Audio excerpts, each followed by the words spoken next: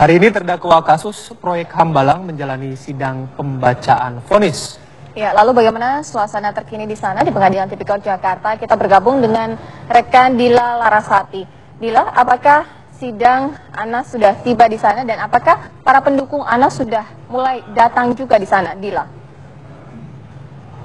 Ya, Sira, Bayu dan juga pemirsa, ini memang sudah kurang lebih 4 bulan sejak perdana Anas disidangkan pada 30 Mei 2014. Mungkin ini menjadi puncak dari perjalanan sidangnya Anas karena hari ini ia akan mendengarkan pembacaan putusan atau vonis yang akan disampaikan langsung oleh Hakim Ketua Majelis Haswani. Namun hingga saat ini sidang belum dimulai dan direncanakan akan dilakukan pada pukul 2 siang nanti. Meskipun demikian, kami sudah melihat kehadiran beberapa kerabat dari Anas yang tergabung dalam Perhimpunan Pergerakan Indonesia, dan juga sudah ada pengacara Anas seperti Firman Wijaya yang tiba terlebih dahulu di gedung Pengadilan Tindak Pidana Korupsi ini. Bahkan pengamanan pun sudah dilakukan oleh kepolisian setempat dengan menambah 400 personil yang nantinya akan menjaga keadaan di sekitar gedung Tipikor ini. Dan terkait dengan jalannya persidangan putusan bagi terdakwa Anas Urbaningrum ini hanya berselang dari pembacaan pledoi Anas yang dilakukan pada minggu lalu,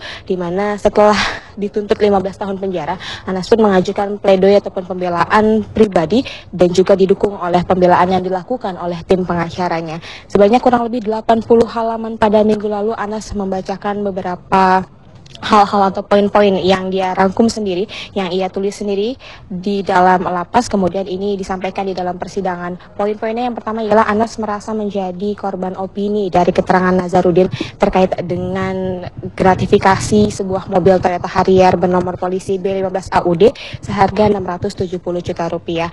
Anas dalam pembacaan pledoinya masih membantah, mengatakan bahwa itu gratifikasi terkait dengan proyek Hambalang. Kemudian ia juga membantah tudingan mengenai obstruction for justice. Obstruction for justice ini adalah sikap untuk mengarah-arahkan atau menggiring kesaksian para saksi yang tujuannya adalah meringankan Anas Urbaningrum. Namun ini dibantah oleh Anas Urbaningrum. Anas mengatakan, bukankah para saksi-saksi yang dihadirkan ini adalah atas usulan dari Jaksa Penuntut Umum KPK? Maka Anas mengatakan bahwa tidak mungkin jika dirinya ataupun juga tim kuasa hukum ataupun juga pihak keluarganya mempengaruhi kesaksian prasaksi yang dihadirkan di dalam persidangan di Tipikor ini. Lalu Anas juga mempertanyakan mengenai saksi yang meringankan, karena semula Anas dijadwalkan bisa menghadirkan saksi yang meringankan sebanyak 30 orang. Lantas seiring berjalannya persidangan, hanya 6 orang saksi meringankan saja yang bisa dihadirkan oleh kubu dari Anas Urbaningrum ataupun juga tim pengacara. Sementara jumlah keseluruhan saksi yang sudah dihadirkan dalam kasus Hambalang khususnya dengan terdakwa Anas Urbaningrum ini mencapai 91 orang. Lalu Anas dalam pledoinya juga mempertanyakan mengapa di dalam dakwaan dan juga di dalam tuntutan ada kutipan kesaksian 2 orang saksi yang sama dari proses titik, penulisan titiknya ataupun juga komanya. Ini yang kemudian dipertanyakan oleh Anas, di mana kredibilitas dari tim Jaksa Penuntut Umum KPK.